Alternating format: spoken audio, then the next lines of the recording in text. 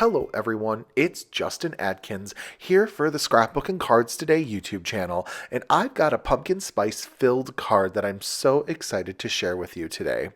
I am going to be using a handful of products from scrapbook.com to help pull this card together, including some of my favorite pattern papers, stamp sets, and die sets as well. To get our card started, I'm going to stamp out 2 of the beverages and 1 of the cupcakes from the Pumpkin Spice Stamp Set by Scrapbook.com. I'm going to stamp them out on some white, smooth cardstock, and I'm going to stamp them with some crunchy leaf ink, which is alcohol marker safe. Once I get my images all stamped, I do color them with Olo markers off camera, and I do have all of my colors listed below for your easy reference. Here you can see what the images look like once they are all colored up, and I'm going to save them for later. Now grabbing one of the prints from the gingham pattern paper, it's actually one piece of paper with 2 different prints on each side. I'm going to use each of them, and then I'm going to pull out the Spice Smooth cardstock to pull out a light brown color and then also a cream color as well, and all 4 of these sheets of paper are going to coordinate so perfectly together for our card. Now taking our diagonal gingham print, I'm going to smush some frayed burlap ink, wet it, and then pick it up with a clean watercolor brush to begin splattering it onto the diagonal print pattern. This is going to add some really fun detail to our project, and you know me, I love to add some fun splatter details to any of my cards. I'm going to set this panel aside to dry, and then I'm going to pull the nested wavy rectangles, and I am going to use 2 of the medium-sized rectangles that nest inside of one another to die cut a couple shapes. First, what we'll be die cutting is from that medium brown paper. I am going to create a frame. So what I need to do first is put the largest wavy nested rectangle and then put the smaller one nested inside of it. I'm going to tack it down with some mint tape. This is 1/4 inch mint tape. And then once die cut, you're going to see how this frame turns out and it's nice and put into place. Now using the larger of the 2 rectangles, I am going to die cut our horizontal, as we'll call it, gingham print that we had pulled from our gingham pattern paper. And I will distress the edges using some vintage photo distress ink. This is going to add just some nice coloration to the edges of the panel. And then I'm also trying to bring the color a little bit in because we are going to adhere that frame over it. Using some residual vintage photo ink, I'm going to wet the ink and pick it up with a clean watercolor brush to splatter on top of this small wavy nested rectangle. I am going to use some Ultra Bond adhesive for my glue selection for our card, and I do have the Ultra Bond already inside of my glue bottle that fits in my Misty Precision Glue Press. I love this glue. It works so well for me, and I'm always grateful to have a large bottle on hand. With my frame adhered nicely on top of my wavy rectangle, I'm now going to work on some of what I like to call my belt buckle layout for my card. So using our scraps of medium brown paper, I'm trimming this down so that it is 2 1/4 by 4 1/4.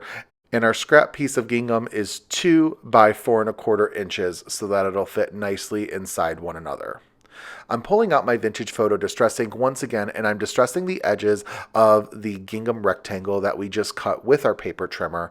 So I am distressing the edges and then using that residual vintage photo ink to wet and splatter with a clean watercolor brush on top of our panel.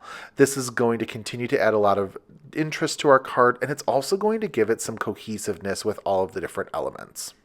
Putting some adhesive on the back of the panel, I am going to adhere it directly on top of the medium strap that we had just cut earlier as well, and it's going to begin the process of making that belt buckle layout that I was talking about earlier.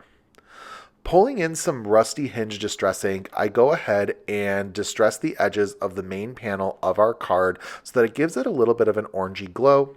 Next, using our belt portion of our belt buckle items, I am going to adhere it with liquid adhesive to the center of our card, of course in vertical orientation.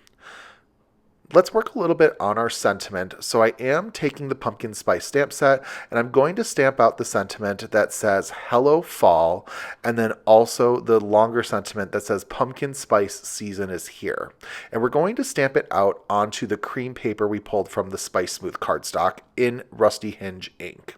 I just think this is going to really help pull some colors together. I've also stamped out one of the leaves in the Rusty Hinge, and we're also going to use Barn Door Distress ink to stamp out a second leaf and a heart image that are included in that pumpkin spice stamp set as well. With all of my images die cut and prepared, I'm going to use some liquid adhesive to adhere my elements together. I'm going to make a 3-item unit of the cupcake and the 2 beverages that I colored up with my Olo markers so that it's going to make a little bit of a bundle, and I'm going to use my liquid adhesive to adhere them directly in the bottom right corner of what we're considering the buckle of our layout. So I'm going to place them into place in the lower right hand corner. Normally I use a foam tape, but we're going to incorporate that later, so I just wanted to adhere it directly onto the buckle. Next, I'm going to adhere the Hello Fall die cut sentiment in the upper left corner of our card, and also the Pumpkin Spice Season is Here strip next to the Hello Fall. I'm using actually some of the gingham paper as an alignment to make sure that my sentiment is nice and straight, and I'm going to adhere that right next to it so the card reads Hello Fall, Pumpkin Spice Season is Here. I'm going to adhere the leaves and the heart images around this buckle portion of our layout. And I hope me calling it belt buckles beginning to make sense. There's a belt that wraps around the center of the card and a buckle that you adhere right in the center. To add a little bit more detail, I am pulling in some latte hemp twine from Lawn Fawn to just add a little bit of a festive bow to our card. I'm using some of that low tack 1/4 inch mint tape just to hold my string in place on the back of my panel, and this is just going to help me make it a little bit easier to work with as I start to tie my bow.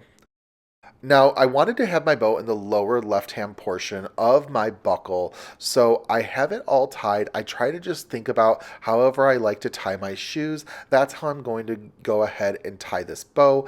And then once the bow is in place, you can kind of shape it a little bit by pulling on the different strings, getting the bow as big as you want it, and then trimming off the excess.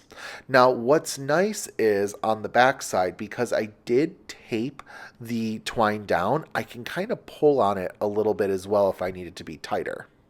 Now I am going to use some foam tape. This is from scrapbook.com to give a little bit of lift to the belt buckle portion of our layout. So I'm trimming down my buckles foam tape. I'm going to put about 4 strips on there, and then once I have enough, I am going to remove the backing and put it as centered as I possibly can in the center of our belt of the layout. So here you can see that really sort of belt buckle effect. I think it's working really nicely with all this gingham as well, and of course we're going to have to incorporate a couple embellishments. For my selection, I pulled out the holographic bronze sparkle spots. These are by Trinity Stamps, and let me tell you, their lineup of sparkle spots are some of my absolute favorite embellishments on the market. They're super flat, they're super sparkly, so they're not adding that unnecessary dimension sometimes that sequins do to your card, especially the ones that have a lot of lift to them. So I just thought that this would be a really fun way to incorporate the different autumnal colors that we're working with. I'm trying to do my best to work in odd numbers for my embellishments, so I'm kind of working with clusters of 3, and this is just going to add a really nice pop of sparkle through our card, give it that really special feel to it, and I tell you, I adore these sparkle spots. I can't say enough good things about them. I will also mention it's super helpful to have one of these craft pick tools as well that makes it really easy to put your sparkle spots and embellishments into place. The last step for my card is that once my sparkle spots have set, I'm going to put some Ultra Bond liquid adhesive on the back of my panel and adhere it to a prepared A2 sized card base. And I love using the liquid adhesive with a card base because it gives me a little bit of time to nudge everything nicely into place. Once I'm happy with the placement of my main panel, my card is fully completed. I think this card is just jam-packed with a bunch of autumnal pumpkin spice inspiration, and I think that there are a lot of fun tips and tricks you can learn, including this belt buckle layout. Thank you so very much for stopping by the Scrapbook and Cards Today YouTube channel. I hope this card gets you all excited to go get your favorite pumpkin flavored coffee beverage and get right to your craft room to make something fun. Thanks again for stopping by, and have a great day. Goodbye.